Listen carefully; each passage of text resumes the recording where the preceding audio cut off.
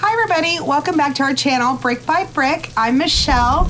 I want to first of all thank everyone for your support for my first video.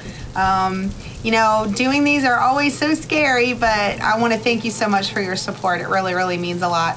Second, I'm so excited to start this build.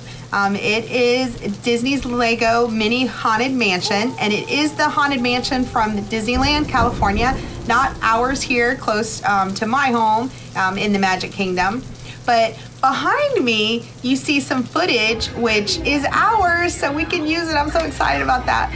But behind me is some of the footage that he shot from our Mickey's Not So Scary Halloween party that we attended. So thank you again to Melanie and Tony for giving us that night. We had a great time. If you haven't seen it, I encourage you to go watch it, and I'll try to put a link below for you.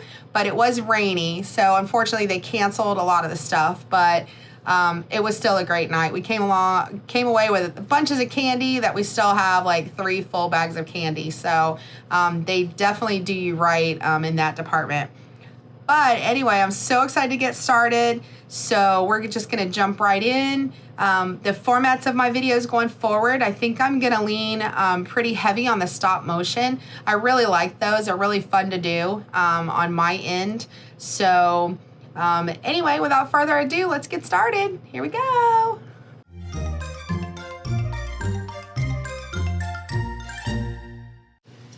All right, I want to say before we get going on the build, have you guys ever been given or purchased Legos that somebody else has already put together? The box has already been opened. I first want to thank my oldest daughter, Caitlin. She went through and pared down some of her Legos that she collected, and she let me have them. Well, I'm borrowing them until she wants them in the future, but anyway, I have them. So when she took them apart, she did her best to try to keep them sectioned, but she did give me just baggies, which you're gonna see in a second. So I got a baggie and I got the instruction booklet.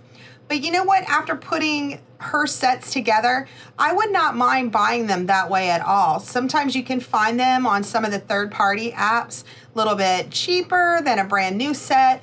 And you know, Legos themselves are virtually indestructible. And you know, at worst, you may have to clean them. You know, you can run them in some warm, soapy water and just make sure they're dried really good to, you know, try to clean and sanitize them. But otherwise, you know, if you're missing a piece here and there, it's not a big deal. You can go on Lego's website. There's other websites where you can buy like replacement pieces. So don't be afraid if you find some sets and that's a really good price. You know, I would just check and make sure you feel like it's a reputable person that's selling it to you. So you want the majority of the pieces there. It could be quite expensive if you try to, replace too many. But anyway, that's too much to worry about. I really just have a different viewpoint now on used. Of course, coming from family, that's one thing, but I may actually purchase some used sets elsewhere if it's one that I really wanted and one that I'm missing in my set. I don't think I would, bat an eye, no pun intended, to try it there. So anyway, all right, enough stalling. So here we go. I'm going to start the build. Here we go. Here's my booklet and here's my pieces. So the first thing we gotta do is rip her open. Let's put this aside and let's get all the pieces out. Oh no, come back. I always inevitably have some that land on the floor. I can't help it. Good thing about Lego is if you happen to get an old set and you're missing some pieces, guess what? All you have to do is go on the Lego site. You can reorder them. You can pop into one of their stores. We've got numerous stores here and around my city that people sell parts and pieces, so you can sift through the bins to get what you need. There's lots of ways to get your replacement pieces. So don't be afraid of old sets. Get them and try them. Sometimes you can snag a great deal on ones that have already been put together. Still the same Legos are all virtually indestructible. So sometimes, if you get them, you might want to put them in a soapy water bath, clean them up, let them dry, especially before your little ones handle them. Again, little ones, remember, these are age matched. So be sure the set you get is appropriate for the age of the person that's playing with it. Being that I'm older, I think I'm pretty much okay to play with all of them, hopefully, as long as I don't put them in my mouth, which I don't plan to do. And neither should you. So I was lucky enough to have the minifig already put together. Look at this little guy. Is he not adorable? He is so cute. You know what though? I'm missing a hat. So I wonder if they come with a hat, or maybe they don't in Disneyland. Maybe they don't have hats. I need to go back and see what they look like. So that's a good time. Here, let me get it focused in here so you can see his little face. Isn't he so cute? And his little tails. Oh, he's just so cute. So he'll be our little ambassador. So I'll put him down here and he can oversee the construction. Make sure we're putting it together correctly. We'll put him over here in the corner. Okay, so here I'm basically just putting my big base plates out of the way and just parting the seams, making some room on the table so I can get started. Did you guys know that Lego prints their name on the top of all the plates? If you look at the little what are these things? What did we say they were called? Stubs. You can see Legos printed. I just thought that was interesting. They actually started this process back in like 1954. There's a few exceptions.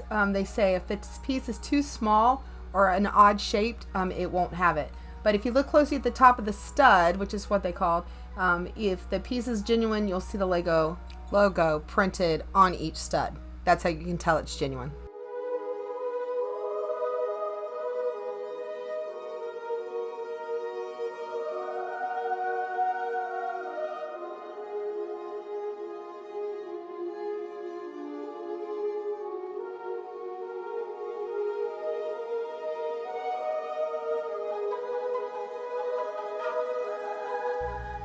And here's that Lego area again. See, it says Lego? I was trying to get them to line up the same way, but then decided it didn't really matter.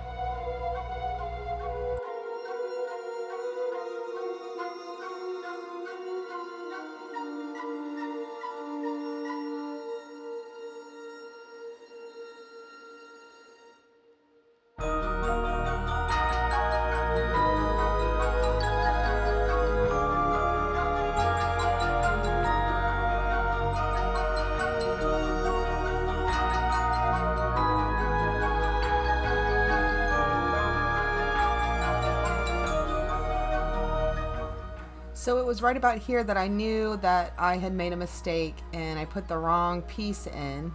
So now I got to try to figure out how to get that piece out. Then I remembered I had this handy dandy tool. I actually have quite a few of them because they give you one in all about, in most every set. So I was able to get the first piece out pretty easily, re-put that one in the correct way, and then I'm trying to use the tool because it does kind of hurt your hands a little bit when you try to get these out without using the tool if you don't have like really super strong fingernails.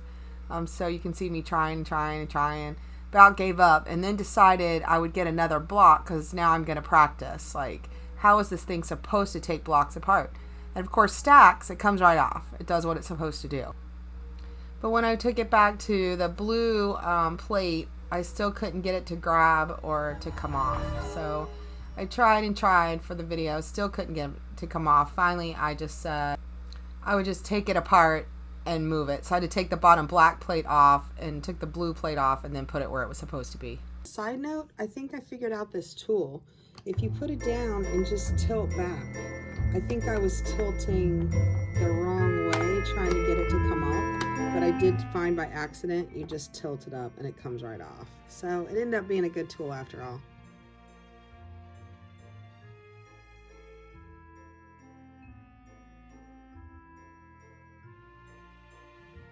Did you guys know there was more stuff to do at Disney World's Haunted Mansion than Disneyland?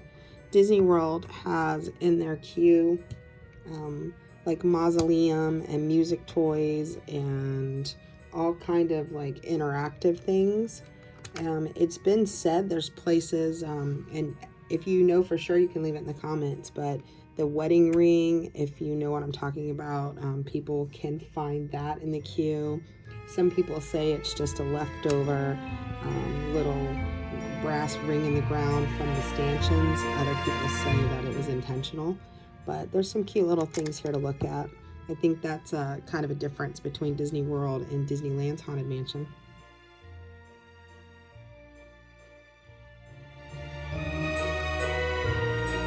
I think it would be really great to have a Disney World mini version.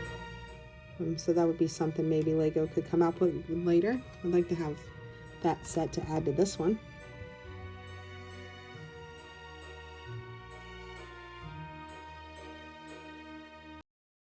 Okay, so here's where it takes me to, in the instruction booklet, bag number 2. So I'm going to hurry this build through with stop motion to get us through to the end. So enjoy, and I'll be right back.